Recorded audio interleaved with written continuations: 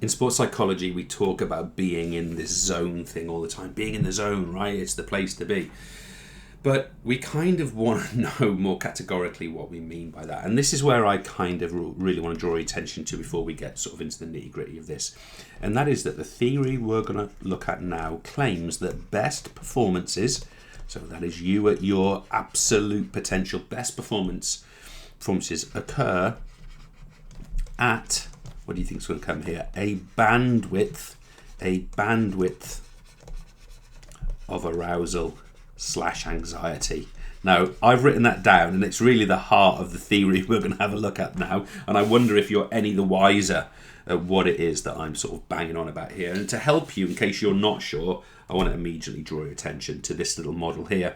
We effectively have the different areas of being in the zone. So let's take our middle example, and you may be able to relate this very closely to the inverted U theory, for example. What we're saying here is this performer is out of the zone here.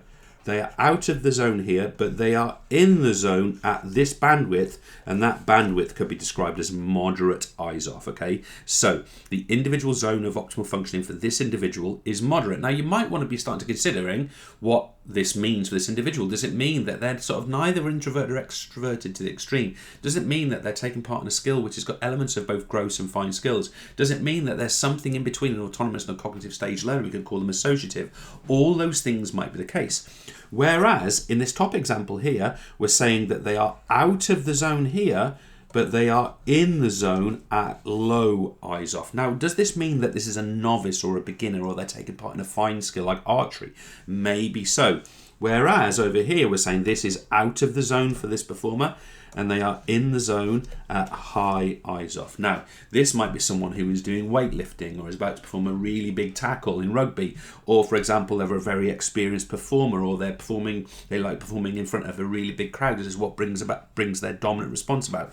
But this is what the IZOF theory is respected for, because if you look at the equivalent thing with our inverted U, the inverted U suggests that this is a point, whereas the IZOF suggests this is a bandwidth.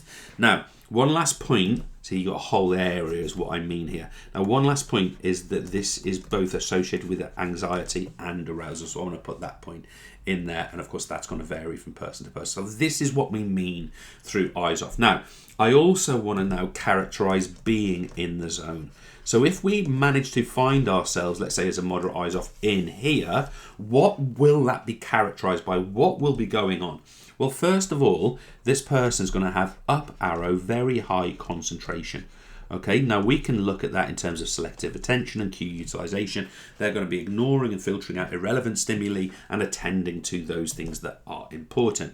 The performance is going to feel effortless.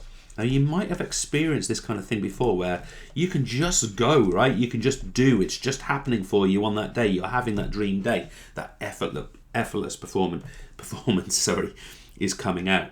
We're also saying that we've got, and this is an obvious one really, is that they're experiencing optimal arousal.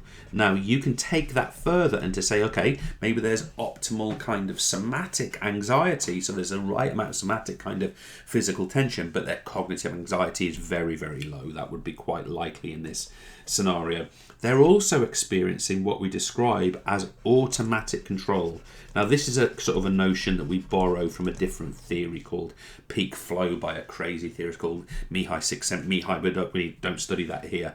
But automatic control is almost where someone's so in the zone, it feels like they're being controlled by another power automatically.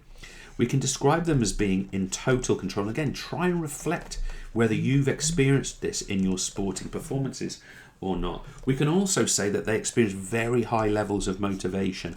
We can even say it's really enjoyable, right? This is a really enjoyable experience.